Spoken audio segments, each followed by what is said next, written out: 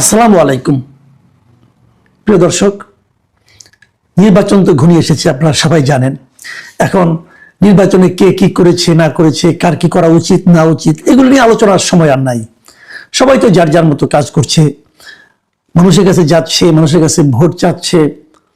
কারো কারো বডি ল্যাঙ্গুয়েজে নানা ধরনের আত্মবিশ্বাস ফুটে উঠছে, কেউ কেউ কথার ফুলঝুরি ছোটাচ্ছে, নানা কিছু হচ্ছে। এর মধ্যে শেষ বেলায় এসে নানা ধরনের প্রিডিকশন হচ্ছে, মানে ভবিষ্যৎবাণী বলতে পারেন, অথবা কে কেমন মনে করছে, কে কয়টা জিততে পারে, এগুলো নিয়েও নানা আলোচনা চলছে। আমি নিজেও একাধিক প্রিডিকশন করার চেষ্টা করেছি, এবং আমি এটা একটা খেলার মতো, অনেকটা এর উপর নির্ভর করবেন না। বাট আমি নিজে, আমার সঙ্গে বিভিন্ন জেলা পর্যায়ের লোকজনের সঙ্গে কথা হয়, আমি নিজে থেকেও কিছু কথা বলেছি, আরো কিছু কথা বলবো। আমি এই নির্বাচনের আগে আগে হয়তো আরো একবার এই ধরনের একটা প্রিডিকশন দেব। হাতে তো আছে আর দুদিন মাত্র। তো আজকে আমি হাতে কিছু পেয়েছি। আমাকে বেশ কিছু সরকারি সংস্থার কাছ থেকে কিছু আমি প্রেডিকশন পেয়েছি, সেগুলো দিয়ে আমি কিছু কথা বলবো। আবার ধরেন একটা জাতীয় দৈনিক, তারাও তাদের বিভিন্ন জেলা প্রতিনিধিদের দিয়ে একটা জরিপ মানে একটা ধারণা পাওয়ার চেষ্টা করেছে যে কোন দলে কতটা জিতবে। তো কি পেলাম আমরা? দেখুন, আমি সরকারি সংস্থার যে জরিপগুলো যা পেয়েছে, যে ধারণাটা পেয়েছে, সেটা আপনাদের একটু বলি আমি। তারা বলছে যে এই 300টা আসন তো হবে না, 298টা আসনে ইলেকশন হচ্ছে, দুটো তো বাদ আছে। এই 298টা আসনের মধ্যে তাদের বিবেচনায় বিএনপি জিতবে 150টা, জামাত জোট, বিএনপি হবে জোট না খেলে বিএনপি এককভাবে জিতবে 150টা আসনে, জামাত জোট জিতবে 70টা আসনে, স্বতন্ত্র জিতবে 55 জন। এটা কিন্তু একটা সিগনিফিকেন্ট। স্বতন্ত্র তারা কেন 55 জন বলল? আপনাদের মনে আছে নিশ্চয়ই যে বিএনপির কিন্তু বিদ্রোহী প্রার্থী আছে 79 জন। এই 79 জন প্রার্থী যারা আছে বিদ্রোহী, এদের মধ্যে আমার হিসাবে, আমি যতটুকু হিসাব করে দেখেছি, প্রায় ধরেন আপনার 42 থেকে 45 জন এরা খুবই স্ট্রং ক্যান্ডিডেট।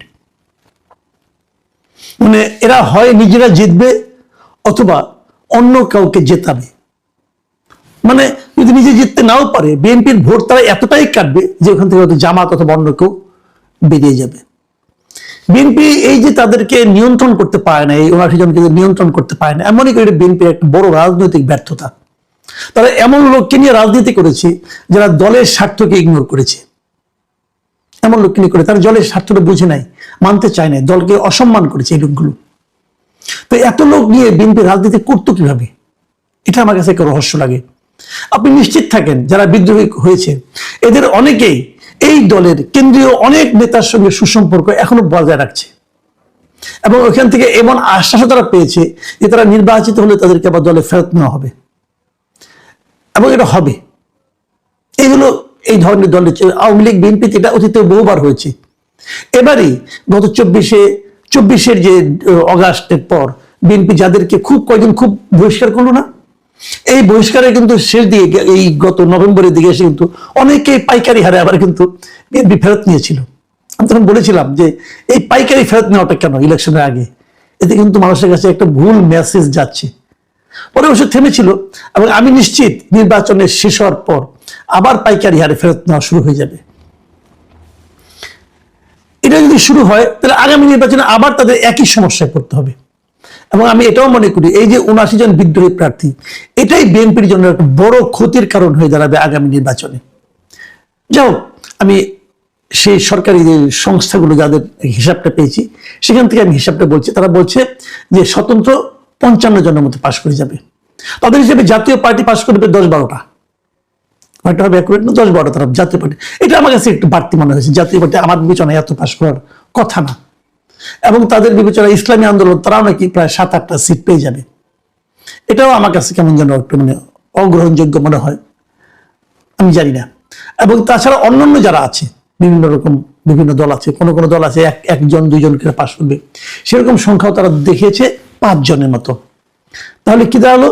বিএনপি তাহলে ক্ষমতায় যাচ্ছে 185 হোক আর যাই হোক, এর চেয়ে কমবে না, বরং বাড়তেও পারে কিছুটা। আমার মনে হয় বিএনপি এদের হিসাব অনুযায়ী তারা বিএনপিকে ক্ষমতায় পাঠিয়েছে। আমি আরেকটা হিসাবের কথা বলছি, যেটা বলছিলাম যে একটা পত্রিকা, একটা জাতীয় দৈনিক, ওনারা একটা হিসাব করেছেন ওনাদের মতো করে। এই হিসাবটা আমার কাছে অধিকতর গ্রহণযোগ্য মনে হয়েছে, আমার খুব ইন্টারেস্টিং মনে হয়েছে। এই কারণে ওরা দুটো ভাগ করেছে। একটা ভাগ হলো যে নিশ্চিত জিতবে, আর একটা ভাগ হলো যে আসনগুলিতে খুব প্রতিদ্বন্দ্বিতা হবে। তাদের হিসাবে 88টা আসনে বিএনপি কোন রকম প্রতিদ্বন্দ্বিতা না করেই জিতে যাবে। 88টা, 88। এই আসনগুলিতে বিএনপিকে কোনো ধরনের প্রতিদ্বন্দ্বিতারই মুখোমুখি হতে হবে না। এরকম ভাবে জামাত জিতবে 51টা আসনে, কোনো ধরনের প্রতিদ্বন্দ্বিতা নাই, তারা মোটামুটি নিশ্চিত তারা 51টা আসনে জিতে যাবে। আর 17টা আসনে স্বতন্ত্র প্রার্থীরা জিতবে। স্বতন্ত্র মানে ওই বিএনপি বিদ্রোহীরা 17টা আসনে তারা নিশ্চিতভাবে জিতবে। এখানে তাদের সঙ্গে অন্য কারো কোনো প্রতিদ্বন্দ্বিতা হবে না, সেটা বিএনপি হোক জামাত হোক, কেউ তার সঙ্গে ফাইট করতে পারবে না। তারা এনসিপিকে দিয়েছে 2টি আসন, এই 2টি আসনে এনসিপিও বেশ আরামের সঙ্গেই জিতে আসবে। আমার ধারণা সম্ভবত এই দুটো, একটা হাতিয়ার আব্দুল হান্নান মাসুদ আর একটা হাসনাত আব্দুল্লাহ হতে পারে, আমি শিওর না, তবে আমার ধারণা তাই হবে। আমি শিওর হলে এখন বলবো না আর কি, তবে বললাম এই দুটো। তাদের হিসেবে জাতীয় পার্টি জিতবে 4টা আসনে, এগুলো একদম নিশ্চিত। এছাড়া এর বাইরে অন্যান্য বিভিন্ন দলের থেকে 4 জন প্রার্থী তারা জিতে আসবেন। এরা এই পত্রিকাটার বিভিন্ন করসপন্ডেন্ট যারা আছেন তাদের সঙ্গে কথা বলে তারা যেটা বের করেছেন। আমার ধারণা আরো অনেক পত্রিকায় কাজ করছেন, যদি এটা মিলে যায় আমি নির্বাচনের পরে পত্রিকাটার নামও বলবো আপনাদেরকে। এবং তাদের হিসাবে এই যে বললাম না কঠিন প্রতিদ্বন্দ্বিতা, তার সংখ্যা হলো 132টা আসনে। 132টা আসনে কঠিন প্রতিদ্বন্দ্বিতা হবে, এটা তারা মনে করে।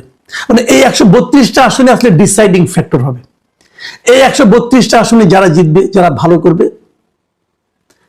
তারাই আলটিমেটলি সরকার গঠন করবে। তার মানে এই 132টা আসন থেকে বিএনপি যদি 62টা আসন পেতে পারে, তাহলে কিন্তু তাদের 150 হয়ে যায়। খুব সিম্পল কিন্তু। কাজেই আর এই 162টা থেকে 132টা থেকে জামাতকে পেতে হবে 99টা আসন। জামাত যদি 132টার মধ্যে থেকে 99টা পায়, কেবল তাহলে তারা ক্ষমতা দখল করতে পারবে, মানে সরকার গঠন করতে পারবে। আর বিএনপির জন্য 62টাই এনাফ। আমি যদি এটাকে মাথায় রাখি, তাহলে আমরা বলতে পারি যে মোটামুটি বিএনপির জন্য সরকার গঠন করাটা একটা সম্ভাবনাটা বেশি, ইজিয়ার আমার কাছে মনে হচ্ছে। কারণ 132টা আসনে মধ্যে থেকে জামাত ইসলাম মানে 99টা আসন জয়ী হয়ে যাবেন, এটা আসলে একটু কঠিন হয়তো বা হবে।